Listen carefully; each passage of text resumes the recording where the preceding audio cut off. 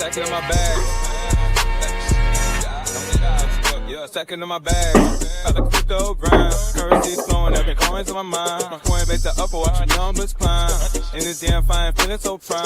Hustling these protocols, phones in the van. Emptying out my radar, I can't understand. Jumping on the wave, watch me move the plan. Holding diamond hands in this crypto land. Got my eyes on the prize, making moves like a king. Every transaction hit a cash raises ring. Ride the blockchain, we won't never be slow. In the world of finance, let the profit. If you're holding real-world assets, utility assets, you are a bank.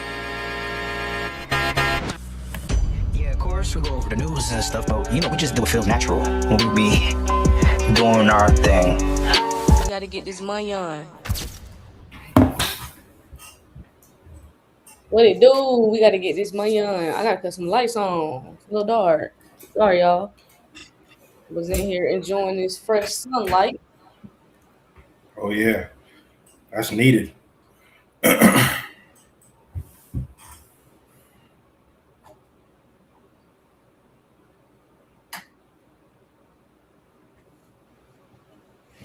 we go. There we go. What up, everybody? Hit that like button as y'all coming in. Let's run the lights up. What's up, y'all? We got a couple updates. Man, so I think we, y'all let us know in the chat. Are we going to war? We're going to war with Iran? Wednesday. Look like it. Look like it. I think they're going to announce it tomorrow after the markets close. After 4 o'clock. The show is going to tank. That's what I think is getting ready to happen. So brace yourself. I could be wrong, but that's my guess that could happen. I don't know. We're going to see. But y'all let us know in the chat. Are we going to war with Iran? Like, what? What's going on? Yeah. A lot of shit going on. So we got some updates. So CME Group to launch 24/7 crypto futures and options trading on May 29th. So we got a date on May 29th. So we're going to talk about that. We got Anchorage Digital offers non-U.S. banks a stablecoin stand-in for correspondent banking. So yeah, we're going to talk about Anchorage Digital because they're launching a U.S. compliant stablecoin rail or something like that for international banks. So that's pretty big for cross-border payments. Trump Jr. We're going to talk about Trump Jr. and how he calls banking a Ponzi scheme that forced family to create a business. This joke ain't letting up. He is not letting up. He's not being silent. So, people just literally missing this opportunity because they can't, their discernment is just bad. They can't, see between the two. They can't see the opportunity opposed to the hate. It's like a brick wall. So they're being very vocal about this crypto situation. And then we got Google. So y'all know Google searches for Bitcoin going to zero. Basically, people are searching, is Bitcoin going to zero? It's at the highest since 2022. So that means mad people are concerned about Bitcoin. Yeah. Oh, the ones I'm doing, I just sent them to you. Okay, got you. So yeah, we got a couple things to go over, y'all. I ain't even about to get into it because we got a couple articles to go over. So we're gonna go ahead and get started. Let me share my screen. I'm actually just start off with that Google article because I thought that was funny. Exactly.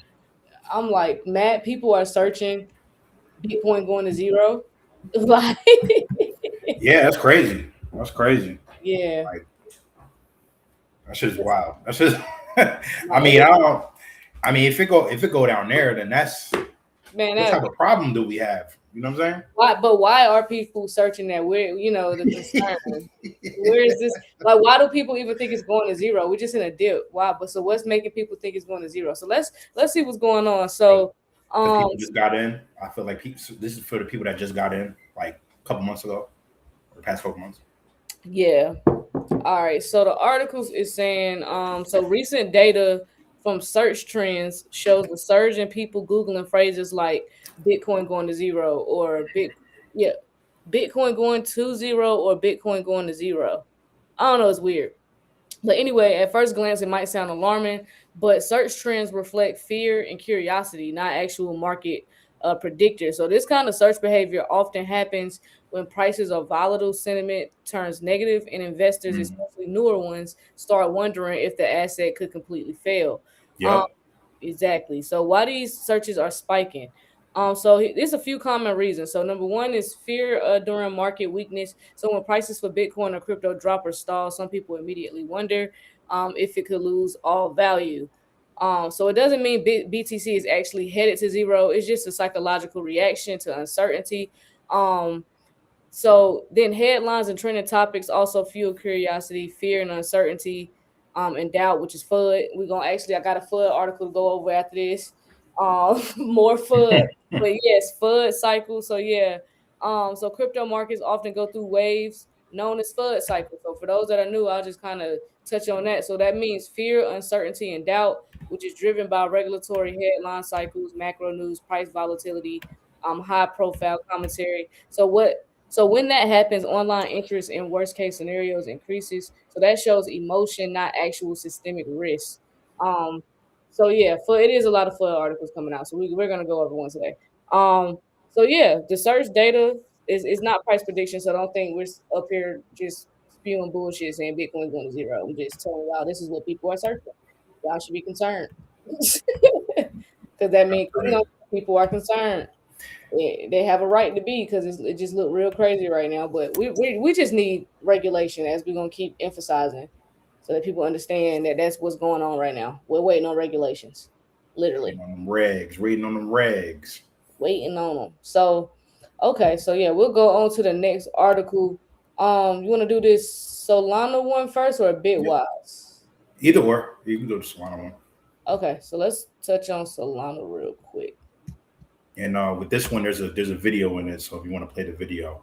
But basically, what's happening here is Solana is moving from its meme coin era. All right, so is Solana moving from meme coins? The leaders from major Solana protocols argued at the Consensus Hong Kong in 2026 on Thursday that the network's next phase will prioritize scaling global finance over speculative memes. Oh shit. So the panel emphasized that the ecosystem has moved beyond survival mode following the 2022 FTX collapse, focusing on an application layer utility. So why to a more serious approach? The network's reputation was previously tied to volatile meme coin trading and its connection to Sam Bankman-Fried's now defunct exchange. So while meme coins and Pump.fund made the success of Solana in the past years, now it seems that the focus is moving on to developing infrastructure to support traditional financial systems more relatable and reliable and stable than meme coins. And then with the stablecoin supply on the networks exceeding 15.5 billion, and the narrative is shifting from hype around fast meme coins to practical payment rail utility. And there is a video there if you want to play it real quick. I think it's about 2 minutes long. Why Solana? You can hear it? Yeah. Okay. Why not any of the competing layer ones? I would even go a step further and say that Solana is, I think, the only L1 right now that has a fighting chance to be that peer-to-peer electronic cash system. And I think if Solana doesn't do it, just nobody will. And there's a couple of reasons for that. If you think, so first of all, what are the objective criteria you have to fulfill in order to be possibly that financial infrastructure usable by 5.5 billion people on the internet?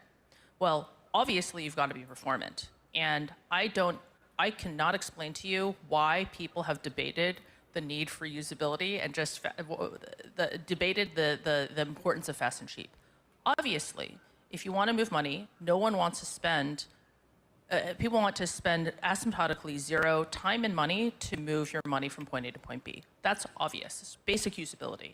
And the fact that we've spent a decade over-intellectualizing this and talking about this on every dimension, security, I couldn't even, it's so much to sort of weed through over 10 years when it's just so obvious that if you want to move money, you want to do that as close to zero time and cost you possibly can. Because that's the sort of like, this like the milk and eggs of using money. So one is usability and performance. The second is you have to have a developer community. The whole purpose of people call them Gen 2 blockchains, essentially everything that got started in 2018 and afterwards, and people used to call them Ethereum killers because of CryptoKitties in 2017 and revealing some of the scalability issues, is this idea that it would be a platform for applications, so then you can enable a global community of developers to build financial applications that would add utility to these assets. So that's Lily Liu. She's the president of the Solana Foundation. So that's her talking at the Consensus Hong Kong in 2026 that happened last week. So I disagree with her. If Solana doesn't do it, nobody will. Girl, bye. so speaking directly to the shift in priorities, Armani Ferrante, who's the founder of the Backpack Exchange, described the FTX collapse as a brutal clearing event that ultimately strengthened the developer base. So he said that the single most important thing happening right now across any blockchain is all of finance coming on chain. And he also noted that the current crypto markets remain a fraction of global liquidity. We have proof of concept. That's it. So, yeah. I mean, through and through, they trying to legitimize themselves as much as they can. And of course, old girl gonna say whatever she gonna say to save face. That's her company. So she sounds ridiculous though. You can't get up there popping your shit, and all we know is that your blockchain breaks down as soon as high volume occurs. You pop it. And Now, if you fix your blockchain, then prove it. And it's known for memes. And it's known for memes. And it's known for memes. Yeah. So you ain't proved that you even can run with us over here. XRP, XLM, Chainlink. You ain't even proved you can run with us. First of all. so we're gonna see. Obviously, we're gonna see what's gonna happen with Solana just moving forward, because it seems like they got a lot of ties to a lot of institutions, but at the same time, I don't know, man. I don't know about it. Fix their blockchain because they wouldn't be, unless it's just a front, and then they're gonna be like, oh, we changed our mind, we're gonna use blah blah blah. Hey man, they could do anything. I don't know. They could do anything. You can't put anything past these people. It's like they are full of surprises. I never had fully believed in Solana before. So I mean, shout out to you if you got a Solana when it was super cheap, but I didn't believe in it before. I'm not too confident on it now. Yeah, but that's just me. But we'll see. Okay, so we got this next article. Let's talk about it. Let's go ahead and get into the FUD, since we were talking about FUD last time. Okay.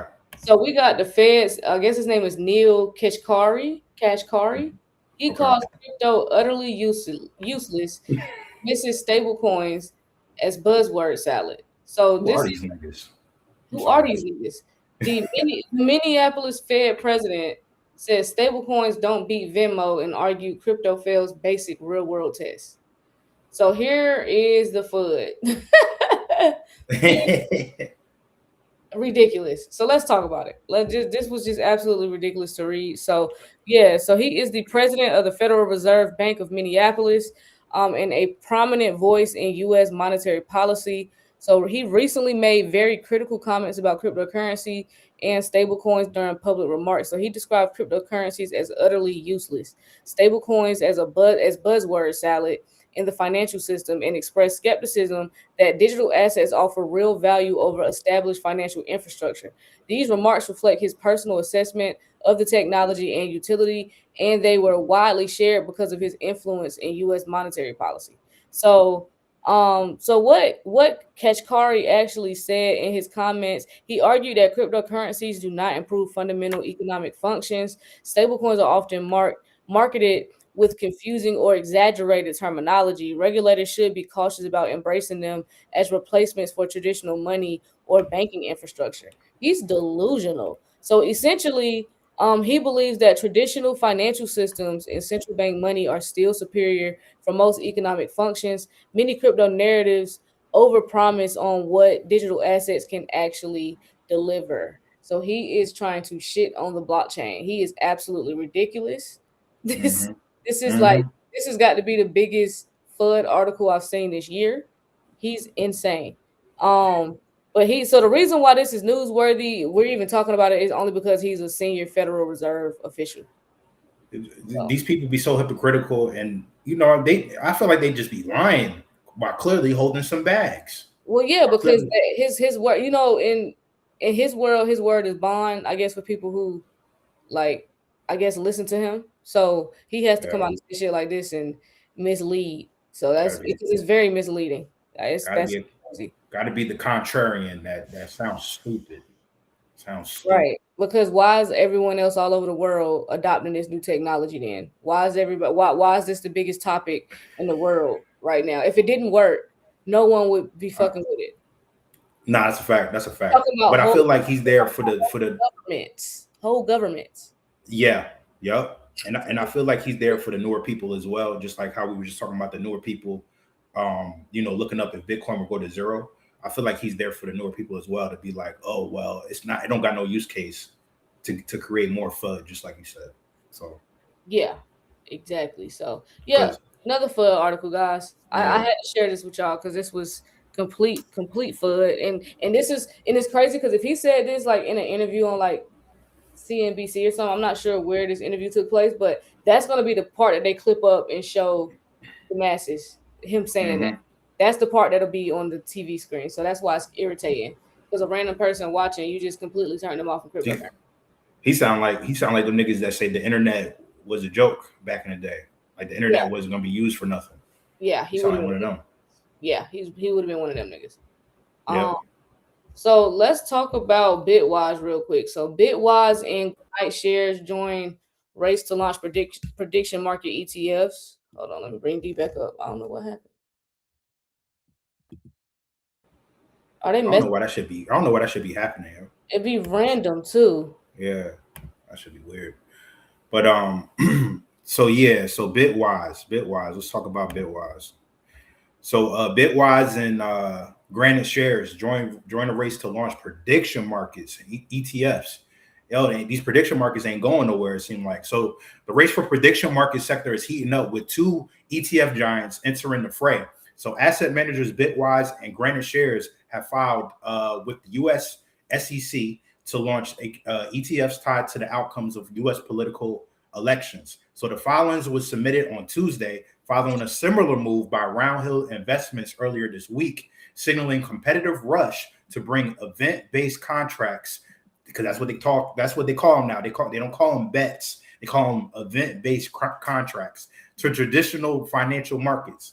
So basically, James Safar said this on Twitter. He said the new Bitwise filing for prediction markets backed ETFs under the brand name Prediction Shares. So this flow of filings seeks to capitalize on the surging popularity of prediction markets, a sector that's growing volumes and interest from retail investors. While crypto native firms have led the charge, and exemplified by that Crypto.com launched the prediction market platform recently, these proposed ETFs aim to package event contracts, that's what they call them, ladies and gentlemen, into regulated financial instruments accessible via standard brokerage accounts. So Bitwise plans to launch a suite of projects branded the Prediction Shares. The lineup consists of 6 ETFs designed to offer exposure to the 2026 midterm elections and the 2028 presidential elections. So the funds are structured to invest primarily in binary event contracts traded on the exchanges regulated by the Commodities Futures Trading Commission. The mechanics of these funds rely on binary outcomes. So contracts are designed to settle at $1 if they are if the referenced political party wins the specific election, or $0 if they do not. Consequently, the share price of the ETFs is expected to fluctuate between these values, reflecting the market's implied probability of the election result based on polling and sentiment. And then Granite Shares has proposed a nearly identical structure. The firm is already established in providing niche and tactical investment vehicles. Evidence is a suite of the leveraged ETF strategies that cater to active traders per the Bitwise platform. So in the event that a member of the Democratic Party is not the winner of the 2028 presidential election, the fund will lose sustainability of all its value. Damn. These jokes, and you know them jokers gonna be betting heavy cake on that shit for sure. So they kicking this shit up. They're calling it event-based contracts, not bets. Event-based contracts. Okay, so we're just gonna change the definition the same way they changed the definition of recession and all that other stuff. Like, oh yeah, that's facts. That's facts. Just changing definitions. That's crazy. Okay. So let's talk about Trump Jr. real quick. So Trump Jr. calls banking a Ponzi scheme that forced families to create crypto business. He is very vocal about this. This is about the fifth, sixth time he didn't call the banks out publicly. He's very persistent, very persistent. Yeah. So Trump Jr. says U.S. banking is a Ponzi scheme and it shaped his crypto strategy. So at the World Liberty Forum held at Mar-a-Lago this week, Donald Trump Jr. publicly criticized the U.S. banking system, calling it a Ponzi scheme and saying that his family's pivot into the crypto space was driven by necessity rather than innovation. He framed the venture World Liberty Financial as a response to banks closing the Trump organization's accounts in 2021 following the January 6th Capitol riot. So according to Trump Jr., that experience pushed the family to enter the digital asset space and launch crypto products like a stablecoin called USD1 and its associated token. This shit is so orchestrated. Mm-hmm. Like when you sit here and think about it, this was intentional when they shut their accounts down because they needed an excuse as to why they were getting in crypto. They needed a narrative. Mm-hmm. And That's a so fact. that's the narrative that they're pushing. So what they're doing in crypto. So of course, you know about World Liberty Financial, in their stablecoin USD1. So at the forum, the company's governance token, World Liberty Financial, it reportedly jumped about 18% as the event opened, reflecting investor interest and attention. So the forum drew a range of financial leaders and institutions, putting the venture squarely in the spotlight of mainstream discussions about crypto adoption and financial infrastructure. So why Trump Jr. used the Ponzi scheme phrase? So calling the banking system a Ponzi scheme is a provocative metaphor, not a literal accusation of fraud under law. So that's why he said that. They basically trying to clean it up, but whatever. So Trump Jr.'s claim reflects a broader political critique. It's aimed at positioning his family's crypto project as a challenge to traditional banks. So critics and many economists would argue mainstream banking, regulated and insured under U.S. law, is very different from a true Ponzi scheme. So they just want, I guess they wanted to make sure that that was clear. That, they're not trying to make the banks look bad. But what this means politically and financially. So this story isn't just about crypto. It touches on politics, regulation, finance, and public perception. So it talks about political messaging, crypto and regulation, party and policy scrutiny. So yeah, this was a high profile crypto event that happened in Florida. And it's labeled. So yeah, that's where he labeled the U.S. banking system a Ponzi scheme. So he wanted to make sure that got out. He wanted it to be loud and clear since this was a high profile event. But very interesting, like I said. But this is the theatrics that we have to deal with. So we're reporting it. That's all. Yep. Don't get mad at us, man. This is what they're saying. This is CNBC. Yep. And pretty much this is their way of explaining to people why they're even into crypto, so that people understand why they're even involved. But everybody's like, oh no, Trump just trying to line his pockets up. Guys, he's already wealthy. Y'all have got to stop. He's lived a very rich, wealthy life. He's in his last leg of his life. Y'all got to get over it. He conquered and made a lot of money. Period. Like, y'all got to get over it. So what y'all need to be doing is, I'm saying I got an event-based contract for you. Will he make? I got an event-based contract for you. Will he make it to the next election? Oh, I don't know. Event-based contract is diabolical. Will he live to the next? Will he live to 2028? Exactly. Will he? So it's, man, listen, people missing the message. They are missing the message because they don't like the messenger. But if the president, no matter which president it could be a motherfucking squirrel outside. If the squirrel that's the president is getting into cryptocurrency for financial purposes and investment purposes, why on earth would you not be like, hold on, maybe I need to be getting into cryptocurrency? What's going on over there? Why is the president of the United States, the most powerful country in the world, getting involved in crypto? But instead, it's because it's Donald Trump. Y'all gonna just miss the message. He's literally telling y'all right here, like they're not hiding anything from you. So if you missed the message because you hated the messenger, you got to take accountability. That's an excellent point, Kween. They're gonna miss the message for that, and they're gonna miss the message because the price is down, and they're gonna be like, "That shit is rubbish. That shit is garbage." Yep. So when this is the time you should be accumulating. But I digress. Go ahead. So we'll go to this some more prediction market stuff. So I told y'all Nevada was getting ready to sue everybody. I called it. I told you. As soon as I saw that they were suing Coinbase, I said, "Oh, they about to go after everybody." Vegas is fucked up right now. Vegas is down bad. Their numbers are down tremendously. So Nevada sues Kalshi after prediction market loses bid to stop state action. Man, what's going on over there? That's the mob, man. You messing with. So let's see. The state of Nevada is suing Kalshi over its prediction markets, sports prediction markets. They probably didn't care about nothing else, but once they got into sports, it's like, hold up, this is our shit. So this happened after a federal appeals court ruled against Kalshi, moving a temporary block that had prevented Nevada regulators from taking action. Now Nevada's gaming regulator is moving forward with the enforcement. So you know what that means. The mob called and was like, "Yo, y'all better move forward with this shit." You know what I'm saying? Y'all better move forward with this shit. And then Kalshi is trying to move the case back to federal court. So the core legal fight here is that this isn't just about sports betting; it's about who regulates prediction markets. So the two sides here is Nevada's position, where the Nevada Gaming Control Board says Kalshi allows users to bet on sports outcomes. That qualifies as gambling under Nevada law. Therefore, Kalshi must be licensed in Nevada. It isn't. So it's operating illegally.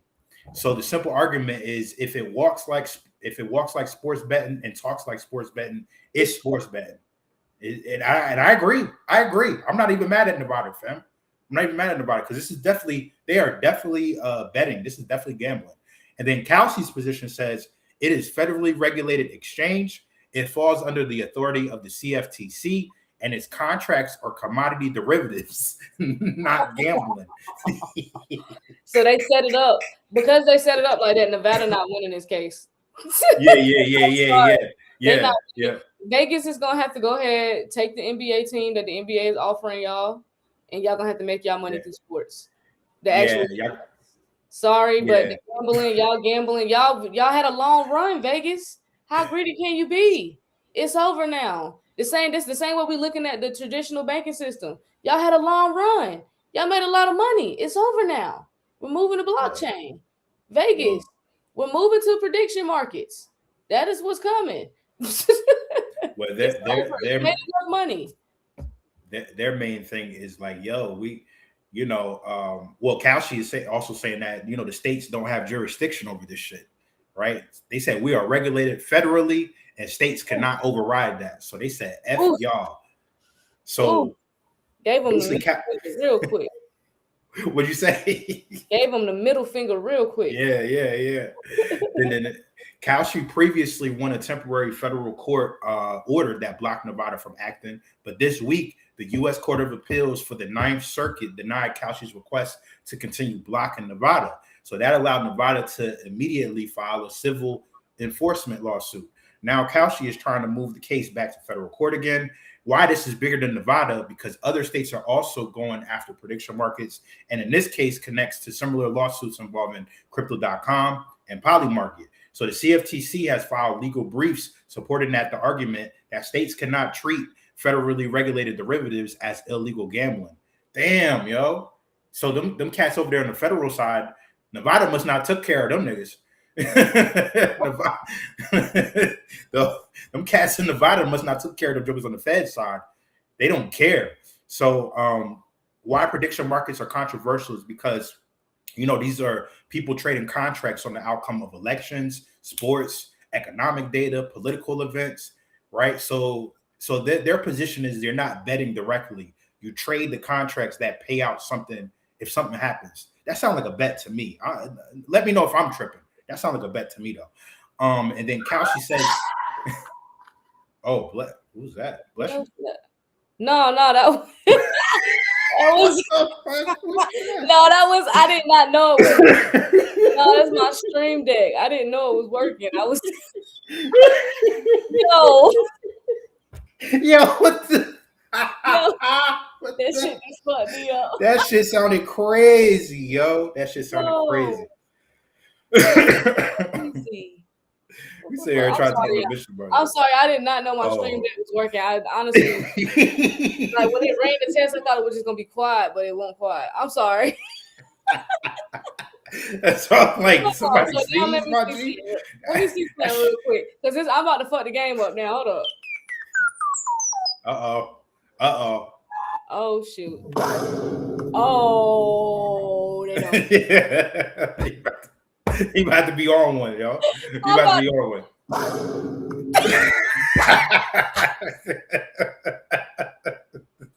She about to be on one. Oh man, okay. That's hilarious, yo. I ain't know what that was because I can't see you. I thought you sneezed or something, G. I was like, damn. I was like, God damn. That'd have been a crazy sneeze. That's crazy. Sorry, y'all. Sorry. Oh, snap. All right. Where was I at? So basically, Kalshi says that it makes it a financial derivatives market, and then Nevada says that this is that's just sports betting with a different package. I agree with Nevada. I ain't mad at Nevada. This is definitely better. And the CFT share, Mike Salig says that event contracts are commodity derivatives. They fall under federal jurisdiction. If the states are allowed to classify them as gambling, that weakens the federal regulatory authority. This is about regulatory turf control. Damn. Okay, so this is a bigger war here. This ain't about just prediction markets. This is about who's really in control, the state or the feds. I see now. So, and then there's also a political angle. What happened? No, I said I'm gonna love that shit. Go ahead. Oh yeah. I know you're gonna go crazy. And it also says that Donald Trump Jr. has been an advisor to Kalshi. So your boy Donald Trump Jr. is an advisor to Kalshi, and he also advised Polymarket. And then the Trump Media and Technology Group has explored prediction markets through partnerships. So prediction markets are becoming politically connected and visible. Man, the whole game is rigged, yo. The whole fucking game is rigged. This whole shit is rigged. So if Kalshi wins, the prediction markets could expand nationally under federal oversight, and then state-by-state gambling licenses might not be required, and then event contracts could scale like traditional derivatives market. But if Nevada wins, states could restrict or shut down sports-based prediction markets, and then companies may need gambling license in every state, and then growth becomes slower and more complex. Who is going to win this shit? Nevada or Kalshi? Who y'all got your money on? Kalshi. Same. I want Nevada to win, but I know Kalshi gonna win because they the way it's just the way they set it up, because it's not under, it doesn't fall under like what they consider gambling. So they like, yeah, they finessed. They finessed. That's the best I can put. They finessed. They finessed. They went around because they already knew it was coming. They knew that that's what Nevada would do, because that's the only state that really care about gambling. What, Nevada, Jersey, yeah, like no one cares. Like, right. So they knew what to do. So, but yeah, y'all let us know, Kalshi or Nevada. Y'all let us know in the chat. So Anchorage. Let's talk about Anchorage Digital real quick. So Anchorage Digital offers non-US banks a stablecoin stand-in for correspondent banking. I'm like, oh shit. So Anchorage Digital is helping non-US banks use stablecoins instead of correspondent banking. So Anchorage Digital is a federally chartered digital asset bank in the US. They are now offering tools that let non-US banks use stablecoins like regulated digital dollars to move money internationally instead of relying on traditional correspondent banking relationships. So this is significant because it touches on two big trends in global finance: the inefficiency of traditional correspondent banking and the growing use of digital dollars for international value transfer. So this article alone debunks that Fed president in Minneapolis. This article alone just made him look ridiculous and sound ridiculous, but most people ain't gonna come across this article.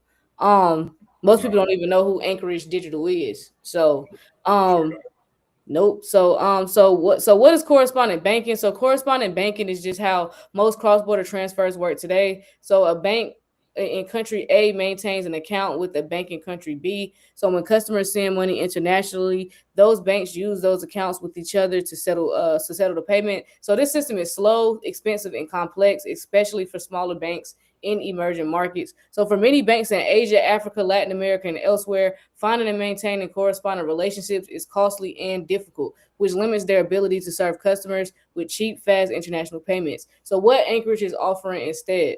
So Anchorage is giving non-U.S. banks access to regulated stablecoin infrastructure, meaning those banks can hold regulated digital dollars, use stablecoins for settlement and cross-border transfers, and bypass some of the friction of correspondent banking. Instead of sending money through a web or intermediary bank accounts, banks can transfer value directly on chain using stablecoins back one-to-one to the US dollar. So think of it as digital dollar rail that can be used for global liquidity and settlement as long as both sides adopt the infrastructure. So why this is emerging now? Because traditional banking is inefficient.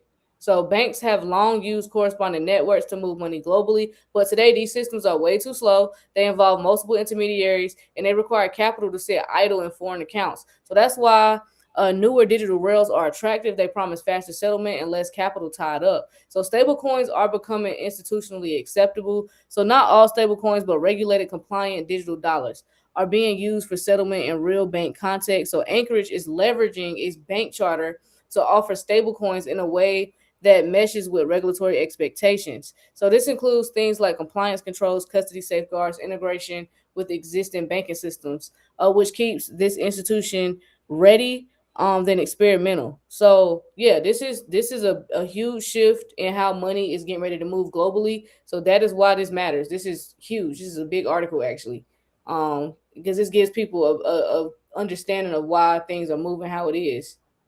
As far as the financial system goes. So now this was a Right. really good article, and Anchorage is doing something huge over there, and nobody's talking about it. Oh man, that is Nobody's huge. talking about That it. is huge. Yeah, This is like a like like sleeping. It's a sleeper. like it's literally like how we transact, how we move money, how we survive. The tool we need to survive, they're changing how they're moving that money around.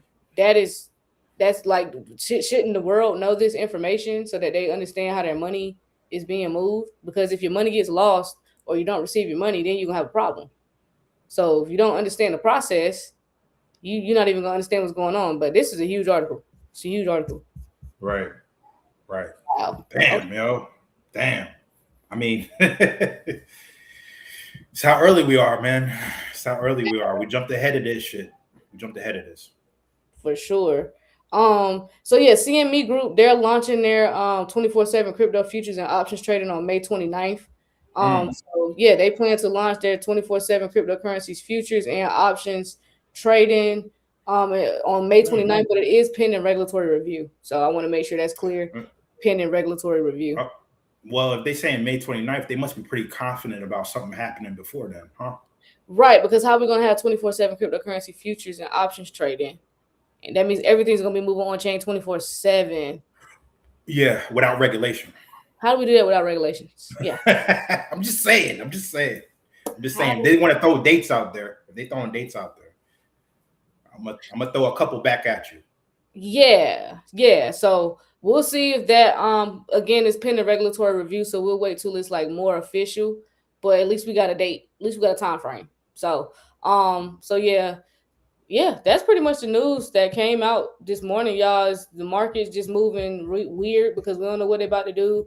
We don't know if we're going to war. We don't know when they're going to regulate the space. We just sitting idle. Yep. We just said that's where we at. Like only the strong gonna survive. Like it's nothing I can meet or D can come up here and say. You know what I'm saying? Either you in or you out. At this point, this is a tough space to be in. If it's easier for you to just invest and come back to it later, then do what works for you. But I tell you what, you sell, that's gonna be the biggest regret of your life. It's gonna be the biggest regret of your life. But you gotta know that for yourself. I know that for yourself. You got to understand for yourself, huh? You got to. So, well, we do have a class coming up this weekend. So make sure y'all tap in. We're doing that DeFi income stacking class where we're turning yield into cash flow. So we're not chasing APYs, we're building income. So make sure y'all tap in on that class. That class is gonna be on February 22nd at 7:30 p.m. Eastern. So make sure you guys are tapped in. Okay, we trying to everybody need cash flow right now. Everybody pockets is tight or financial situation has changed in some way, shape, or form. So everybody need to be out here chasing cash flow. So we're gonna show y'all that through DeFi. And even if you're not in the DeFi Patreon or the DeFi group or whatever, you'll be able to come to the DeFi class that we have following this class if you are in the class, for sure. For sure. And make sure y'all take advantage of the free trust. So these company, they're still offering that free trust. So for those that want to inquire about that, fill out that questionnaire. And D them will give you a call. And then they'll take, you guys get all the details you need, all your questions are getting answered. Make sure y'all take advantage of the free trust. Okay, it's very expensive to start a trust. So I would take advantage of this opportunity. At least like I said, shop around. At least look into it. Yeah, and some of y'all are getting approved, so very fast. So the process ain't that long, right? If you want to be on the call today, just go to the link in the bio or the description. It says free trust class, and I will hit you up and make sure you're in the class. 100. All right, y'all. So other than that, man, that's the news we have for right now. So we'll see y'all once we get some more breaking news. We'll tap back in with y'all. Yeah. So appreciate y'all. All right. What somebody said? Oh, bye. Oh, okay.